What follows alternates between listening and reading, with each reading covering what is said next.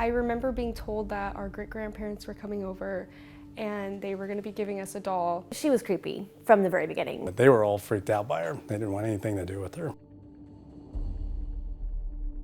The scientific part of my brain says there's no way ghosts are real, but there's truly no way for me to reconcile with everything that happened in that house. She was almost like a fourth child to the family. It freaked me out. It really, really, really freaked me out. I actually didn't hang out in my room with my door shut for a very long time after this. So she had to be named Annabelle. I mean, it was perfect to be named Annabelle. There was no other name for a doll like that.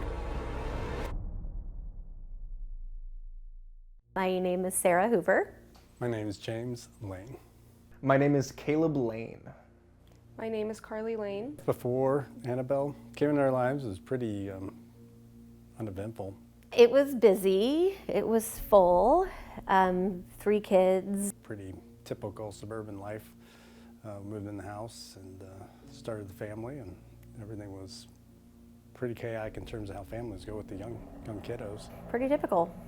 We lived in a number of homes and never had any paranormal activities or anything kind of crazy. I remember specifically thinking I hope if we move, the house is not haunted. I vividly do remember the day that we got the doll. The children's mother had brought her in from another family member, her grandmother, and introduced us to Annabelle. It started with my dad actually came to me and said that my grandma Fry, got a doll from one of the residents at her retirement community that she wanted to give to her great-granddaughters. I remember being told that our great-grandparents were coming over and they were going to be giving us a doll. I thought it was really weird that this was a non-ironic gift from our great-grandmother. It was the weirdest, ugliest, creepy doll I've ever seen. I definitely got a creepy vibe from her, but I didn't really think she was haunted. That wasn't my instinct. That wasn't my immediate reaction to her. I just thought she was a creepy, old-looking doll. My impression of her was that there was something unique about her. Not only was she pretty tall, she was almost 3 feet tall. She was the size of a 2 or 3-year-old, so it wasn't like a tiny creepy doll. She was like a small child creepy doll. It was just her eyes. It just seems like she, no matter where you walked or sat in the room, it looked like She was looking at you because her eyes were just positioned really weirdly. Her eyes were also just really creepy, and her leg kept falling off. And we had to desperately try to put the leg back on. It just had this very textbook haunted doll look. Now, mind you, we had hundreds of stuffed animals and dolls that, gave absolutely no vibe that there was something different or unique about them. But Annabelle definitely left an impression with the family. I didn't really anticipate anything unnatural or paranormal to occur. She just gave off impression that I preferred not to be around her. She was wearing actual children's clothes. They were 2T toddler size, so 2-year-old children's clothes. Well, once Annabelle came into our household, events started fairly soon, I would say within days, if not a couple weeks. We had her upstairs, and all the weird stuff seemed to center around the upstairs. Often when I'd be home without the family there, I would hear somebody going up the stairs or running across the loft. Every time I was in that living room, I would be laying there and looking up and just expecting someone to come out of the shadows because it just felt like something was staring at me. Always from upstairs by my or Carly's room. It was always crying in my room and ruckus and movement from my brother's room. All of us noticed, not just one of us, involving the upstairs. The first occurrence that I remember is when I was in my room at night and I was going through old journals. We were downstairs, except for Carly was upstairs in her room. In the way our house is set, it's the living room and then there's a loft above the living room, and Carly's bedroom faced the living room on the second floor. And then Caleb's room was to the far right. And Annabelle sat outside the room between Carly and Caleb's room. A few minutes later, I start hearing crying. 3 of us heard, it sounded like she was screaming and there were thuds, like she was throwing things. And we both yelled out to Carly. And I was really confused. I honestly thought I was gonna get in trouble. And I walked out and they like look really upset, or they look really like concerned. And I noticed immediately there was no tears or eyes, her cheeks weren't red or anything like that. I go, "Are you crying? Are you okay?" And she goes, "Yeah, I'm fine. No, I'm not crying at all." With Caleb, there were a lot of weird things with him in his room. I felt a very clear dynamic shift in my room. It was at night, it was just always, I just felt so afraid for no reason, really. There seemed to be a pattern there of repeated things with his room that was really weird. I'd be laying in my bed at night, I'd be dead asleep, and I get calls from Mom asking me while I'm moving furniture around in the middle of the night and making all this noise, and I've been dead asleep not hearing anything. The thing that was the most disturbing was when he came downstairs one morning and was like, told us he had a really weird night. I remember waking up at around 3 a.m. and I was sleeping on my stomach facing the wall. And I have never felt this before, and I've never felt it since. I was so terrified, I physically couldn't move. I have a really bad fear of sleep paralysis, and I could move my arms and wiggle my toes, so I wasn't paralyzed, but I just could not turn around. I was just laying there staring against the wall, and I just had this feeling of there's something standing over me. And I couldn't explain it. I was facing the wall, the lights were on, so there was no shadow. I could only see my shadow. And all of a sudden, while I was laying there, building up the courage to turn around, my blanket got ripped off of me, clear across the room. I could feel it get tugged. It felt like someone took it with both hands and just threw it across the entire room. And I just couldn't turn around. And when I finally built up the courage, I turned around, and I don't know how to explain what I saw. Whenever I tell the story, I say it's a shadow figure, but it wasn't even necessarily that. I just saw something the size of like my sister Cora, like 4 feet tall, standing over my bed, and as soon as I turned around, it just disappeared. He lifted up his shirt and he actually had scratches all down both sides of his back, like starting from the top and down. So it's something I don't think he could have even done it himself in his sleep. And I have never felt anything like this to this day.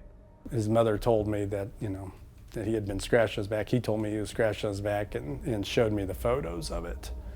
So, and it definitely looked like a scratch. That was definitely when things felt like it wasn't funny, or it was definitely more on the negative side. And Annabelle came up in our discussions often. She was almost like a fourth child. Me and my brother especially, we would like put it in each other's rooms, like to try and creep each other out. But whenever we did, we would always sit her down in a chair and like put a pillow on her lap or like cover her in a blanket. We never really threw her around. We just kind of would always put her nicely. We often referred to her and talked to her as if she was a living individual. Besides making fun of how ugly she was, we never really did anything rude to the doll itself. Physically, we always treated it as a little person. There was a phase where our family actually, it was with one of my friends, Chris, brought over one of those scanners. I remember immediately thinking it was just kind of like a cool, silly thing to do. My friend Maria was over and we were just kind of messing around with it. And the idea behind these spirit boxes is that they rapidly flip through radio signals. And the idea is that ghosts can somehow like interfere with that because they can control like energy, and they speak through energy, and they can make sounds. And there was a moment when it was Carly and Annabelle and I Alone, just us, the doll, and the spirit box, and we were kind of talking, asking questions, joking around. not really believing that what was coming through the spirit box was necessarily valid. Because it goes through all these radio stations, like you're gonna pick up random sounds or things that sound like words. All of a sudden, like, the spirit box went quiet, and then there was this really loud male scratchy voice that said, Shut up, like in a very deep voice. And we just froze and looked at each other wide-eyed and turned the box off immediately. And I don't know if it actually did say shut up, but it scared us enough that we didn't try to talk to it again after that. it didn't seem fun after that. That was like, okay, I think that we probably need to stop. I honestly have no idea what the last straw that made my mom get rid of the doll. I just remember coming home from school one day and it was gone. I don't know if it was the incident with Carly or the incident with Caleb. I'm not really thinking anything of it. I didn't even fully, I just knew the doll was creepy. I didn't even fully put two and two together that the doll was correlated at all. The final straw with the doll was when me and one of my old childhood friends decided to perform a seance with Annabelle and a candle. It's kind of funny. I mean, I love creepy things and horror movies and all things morbid, but I think I've also told all my kids, like, don't ever bring a Ouija board in my house. It wasn't like a super serious thing. I mean, at the time, it just felt like, you know, let's see if we can talk to ghosts. Let's see if the candle moves. Let's see if we can get any kind of response from her. I think maybe because I believe in all of that stuff, that I'm also a little bit, I'm genuinely scared of it too. And so when it comes to actually trying to communicate with the other side, I don't know, it scared me and creeped me out enough, especially after what happened with Caleb and the scratches. My mom did not want us inviting any kind of spirit into our house. She obviously didn't want her children communicating with ghosts, so she threw the doll out after that. I think that was the final straw for me, where I'm like, we needed to just get rid of this doll. And it might have been a bit rash. The kids would say it was rash on my part, but for me, hearing about that, it kind of scared me, and it made me feel like it was turning into something too negative, and that was when I made the decision to get rid of her. Now that I don't live with my mom, I am sad that the doll's gone because it's kind of cool. But at the time, I didn't think anything of it, but now I'm like, this is some really weird stories that no one else has really experienced. I'm kind of sad that it's gone. I do kind of get sad though that the doll is gone now. I think it was kind of cool almost that she was haunted, but I don't miss being scared. I just know once the doll was gone, everything stopped. It went back to normal. It was absolutely nothing. It's like her vibe had left the house. After Annabelle was gone, I remember not feeling that fear that I'd feel all the time. I do frequently think back to those days, and yeah, it was not a good energy. After 8 years, I would say that Annabelle now is kind of a fixture in terms of family stories. Those stories come up from time to time. It's part of our family story. All 5 of us experienced different things involving the doll. I like to tell people about it. People seem to be interested in it. And like I said, she literally became part of our family. And those stories are still told today.